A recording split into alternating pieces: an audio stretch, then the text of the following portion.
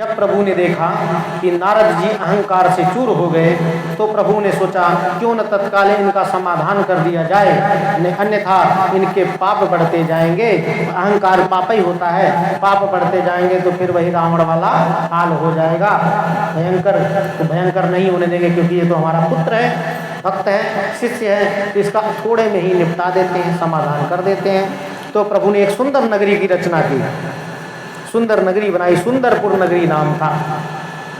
तो सुंदरपुर नगरी नाम था, वहाँ पे बहुत विद्वान लोग रहते थे और बहुत सुंदर सुंदर लोग रहते थे। और इतनी सुंदर नगरी थी वो, क्योंकि वो तो भगवान ने बनाई थी, लीलाधारी ने, भगवान विष्णु ने, और इतनी सुंदर नगरी बसा दी। वहाँ सोने के महल ही दिखाई देते थे, जिधर जा कोई गरीब था ही नहीं। और विभिन्न प्रकार के फल फूल और वृक्षों से खुशबू इतनी आ रही थी जैसे परफ्यूम लगाने की जरूरत ही नहीं है किसी को। महकता था, कूड़े तो कहीं दिखाई नहीं देते थे, कूड़ा उड़ा कहीं नहीं था। बहुत सुंदर नगरी, स्वर्ग से भी सुंदर। तो नारद जी जा रहे थे, नारद जी जा रहे थे तो उनको वो नगरी दिख गई। और जब दिख गई तो नारद जी की इच्छा हुई क्यों नहीं यहाँ चला जाए, भाई बहुत सुंदर नगरी है। जब वहाँ गए तो देखे बहुत विभिन्न प्रकार के विद्वान रहते हैं वहाँ पे। तो वो सब भगवान की कृपा से भगवान के ही दूत थे वहाँ पे, सब अपना रूप बदल करके उस नगरी में विचरण कर रहे थे। तो हुआ क्या, जब नारद नज़दीक गए तो देखे तो बहुत प्रसन्न हुए नारद जी।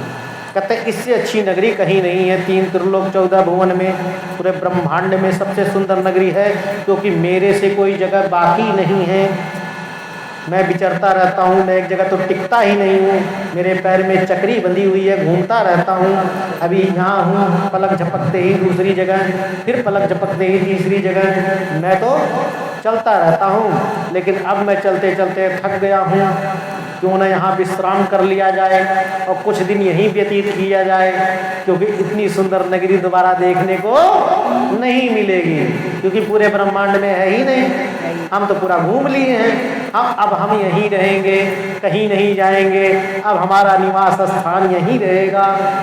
तो गए तो देखे कुछ लोग आपस में बहस कर रहे थे, एक लाइन खींची हुई थी। तो बोला कि ये लाइन जो है बिना काटे छोटी कैसे हो सकती है, इस बात पे चर्चा हो रही थी। इतनी देर में नारद जी गए, हाँ ये तो बहुत छोटी सी बात है, अभी हम छोटी कर देते हैं। कहते कैसे, करें काटना नहीं है, करें नहीं काटेंगे, करें इसमें कुछ करना नहीं, लाइन को छूना भी नहीं है, करें नहीं छुएंगे, छोटी हो जाएगी, आप चिंता मत कीजिए, अभी कर देते हैं, शांति से बैठ जाइए। तो नारद जी ने वही जिससे नारायण नारायण करते रहते हैं वही लिया और एक लाइन उसके बगल में लंबी सी खींच दी। बोलते देखो हो गई तुम्हारी लाइन छोटी, तुम्हारी लाइन छोटी हो गई, अब बताओ लाइन छोटी कौन सी है इसमें। तो बोलते जी हमारी है। तो कहते हैं आप तो बड़े विद्वान हैं, वहाँ भी प्रशंसा हो गई क्योंकि वो भी भगवान के ही दूत थे। तो कहते हैं आप तो बड़े विद्वान हैं संत महात्मा, आपकी तरह विद्वान की कमी है यहाँ पे, अगर आप यहीं निवास कर जाएं तो हम तो धन्य हो जाएंगे, बहुत कुछ सीखने को मिल जाएगा। तो नारद जी बहुत प्रसन्न हुए, क्योंकि अहंकार तो था ही, तो और बहुत प्रसन्न हो गए। गुब्बारे में थोड़ा ज़्यादा हवा भर गई, तो अब फूटने वाला था और फूट इतनी जल्दी सकता नहीं है, क्योंकि भगवान का लीला चल रहा है वहाँ पे।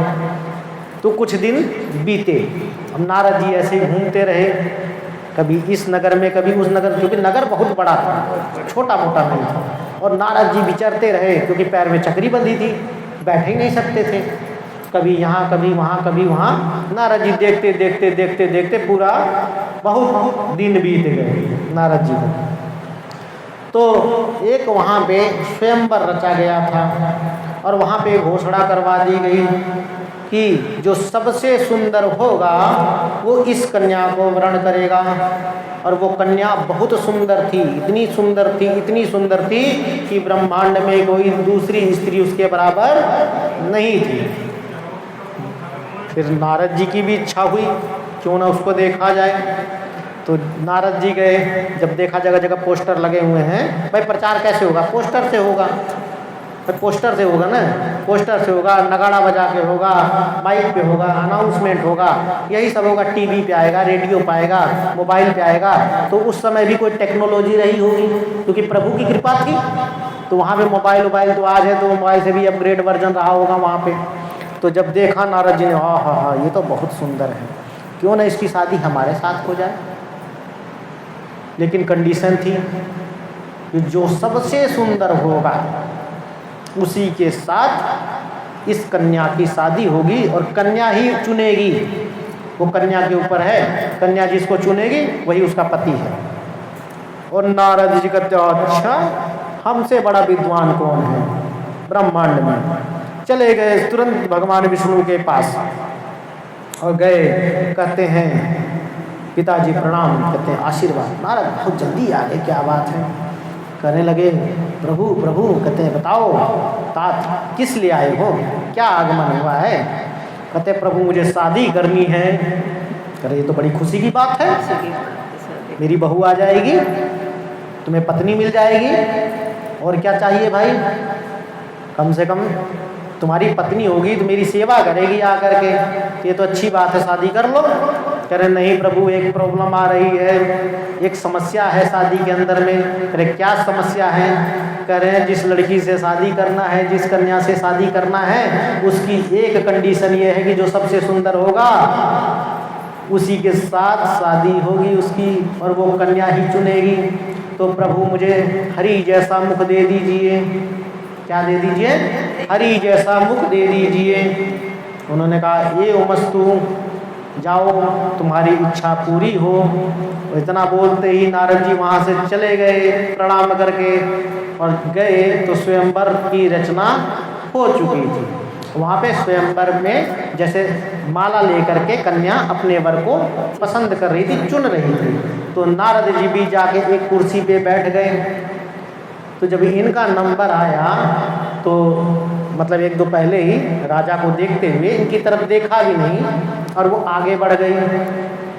नारद जी को थोड़ा सा विस्मय हुआ, ऐसा कैसे हो सकता है, इसने हमारी तरफ ध्यान नहीं दिया। कोई बात नहीं, इसने नहीं दिया, हम अपना मुँह खुद ही दिखा देते हैं चल करके। तो आगे पीछे घूमने लगे, और वो उनकी तरफ देख ही नहीं रही थी। फिर घूमने लगे, फिर नहीं देख रही थी, फिर घूमने लगे, फिर नहीं देख रही थी। अब नारद जी कहते हैं नहीं, इसके सामने खड़ा होना पड़ेगा जाकर के, आगे पीछे से बात नहीं बन रही है। तो नारद जी जाके सम्मुख खड़े हो गए। कहते हैं हमारे से सुंदर कौन है, यहाँ पे इतना घूम रही हो, अरे हमें देखो और हमें चुन लो। तो कहते हैं जाके अपनी पहले शक्ल देखो। कहते हैं जा करके, आज भी कहती हैं अरे तुम्हारी शक्ल है जो आए हो शादी करने के लिए, अपनी शक्ल देखो पहले जा करके। तो ऐसे उस कन्या ने भी इनका तिरस्कार किया कि जाओ अपनी पहले शक्ल देख लो आईने में, फिर मेरे पास आना। तो भगवान के दो दूत भी थे नारद के साथ में, क्योंकि सब मैंने कहा ना भगवान के दूत ही थे वहाँ पे। अब भगवान के दूतों ने नारद जी को ले गए दूसरी जगह और उनको एक आईना दिखाया। कहते हैं प्रभु अपनी शक्ल देख लीजिए और यहाँ से तुरंत रफू चक्कर हो लीजिए, नहीं तो बड़ी पिटाई होगी। तो कहने लगे, फिर उनको गुस्सा आया नारद को, ये ऐसे कैसे हो सकता है, मैंने अपने पिताजी से मुख मांग के लाया हूँ और उनसे सुंदर इस पूरे ब्रह्मांड में कोई नहीं है। कहने लगे विष्णु भगवान से सुंदर कौन है, कोई नहीं है। और विष्णु भगवान ने मुझे बंदर का मुख दिया, अभी जाके उनको सीधा करता हूँ। चले गए क्रोधित होकर के, कहाँ पे, विष्णु लोक गए। तो भगवान बैठे हुए थे और जा करके उनको श्राप दे दिया, कुछ नहीं